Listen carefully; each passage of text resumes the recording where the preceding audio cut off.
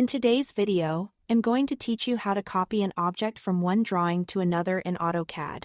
We are going to use the copy with base point method because it keeps your objects perfectly aligned between drawings, which is essential when you need precise coordinate matched placement.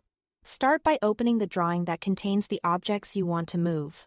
Take a moment to clearly select everything you need: lines, polylines, blocks, or text that should travel together.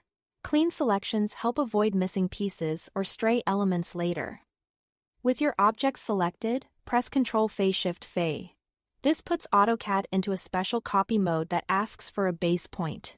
Think of the base point as a reliable handle and anchor that defines exactly how your selection will be positioned when you paste it. Now click a base point you can identify easily and consistently, like a known corner, grid intersection, or feature that exists in both drawings. If you need absolute positioning from the drawing's origin, you can simply type 0, 0 and press Enter. That tells AutoCAD to use the origin as the anchor, which is helpful when both drawings share the same coordinate system. Next, switch to your target drawing. You can use the tabs if it's already open or bring it to the front from your open files. Once you are in the target drawing, to place the objects at the exact same coordinates as the source, right-click anywhere in the drawing area, go to Clipboard, and choose Paste to Original Coordinates. AutoCAD will place your selection precisely where it lives in the source drawing, so you don't need to click a point or guess the location.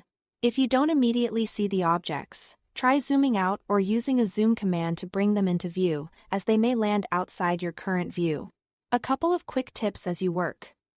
Choosing a meaningful base point helps you verify alignment visually, even when pasting by original coordinates. If you typed 0, 0, 0 for the base point, remember that it references the current drawing's origin. So consistent coordinate setup between the two drawings is key for a perfect match.